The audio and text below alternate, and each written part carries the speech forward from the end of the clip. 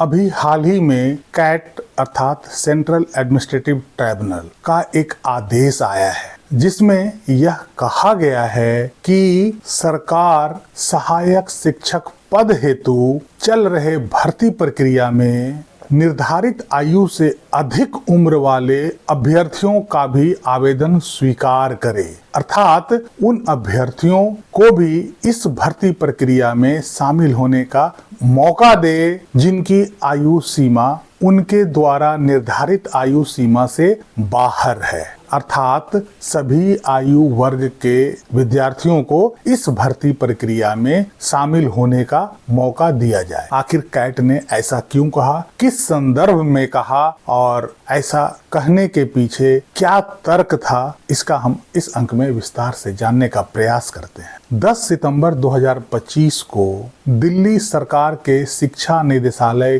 के दिल्ली अधीनस्थ सेवा चयन बोर्ड द्वारा सहायक शिक्षक भर्ती के लिए नोटिफिकेशन प्रकाशित किया गया। इसी नोटिफिकेशन को कुछ अभ्यर्थियों द्वारा कैट में चुनौती दिया गया, चूंकि उस नोटिफिकेशन में अभ्यर्थियों की आयु सीमा में छूट नहीं दी गई थी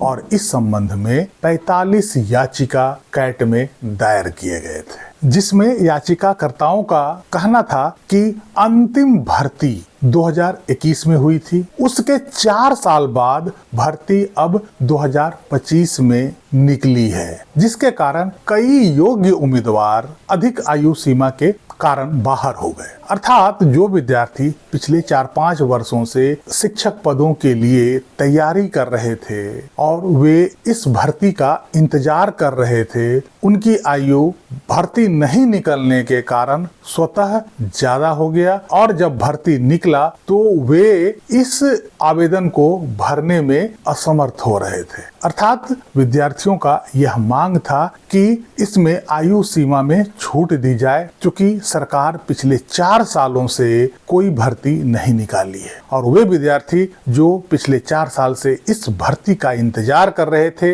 इसके लिए तैयारी कर रहे थे, उनके साथ अन्याय हुआ है। इस केस की सुनवाई कर रहे थे कैट के न्यायिक सदस्य श्री मनोज गर्ग और कैट के प्रशासनिक सदस्य डॉक्टर आनंद एस खट्टी। विद्यार्थियों और सरकार के पक्ष को सुनने के बाद इनकी पीठ ने कहा कि पिछली भर्ती 2021 में हुई थी और इसके बाद कोई भर्ती प्रक्रिया शुरू नहीं की गई। ऐसे में उन 4 सालों के दरमियान तैयारी कर रहे विद्यार्थियों को नजरअंदाज नहीं किया जा सकता है। वैसे विद्यार्थी जो पिछले 4-5 सालों से शिक्षक पद पर कार्यरत होने के लिए तैयारी कर रहे हैं और इसी इंतजार में वो बैठे हैं कि कब ये भर्ती निकलेगी और हम उसमें शामिल होंगे, इसलिए ऐसे विद्यार्थियों को इग्नोर नहीं किया जा सकता है और खास करके तब जब दिल्ली सरकार के निगम स्कूलों और दिल्ली सरकार के स्कूलों में भारी संख्या में पद खाली हो। यह फैसला भर्ती प्रक्रिया का इंतजार कर रहे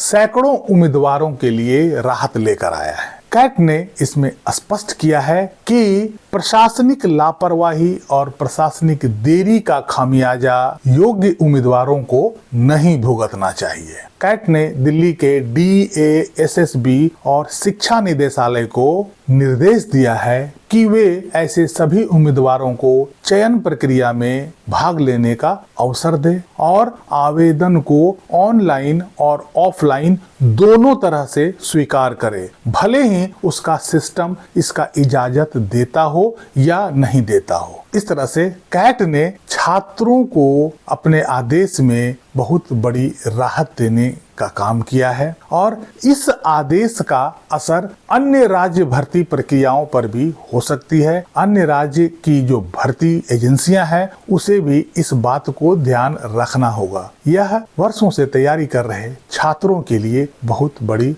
खुशखबरी है, बहुत राहत लेकर आई है। यह छोटी सी जानकारी, छोटा सा वीडियो कैसा लगा कमेंट करके जरूर बताइएगा। वीडियो को लाइक कीजिएगा, चैनल को सब्सक्राइब कीजिएगा। मिलते हैं अगले अंक में, तब तक के लिए जय हिंद, वंदे मातरम।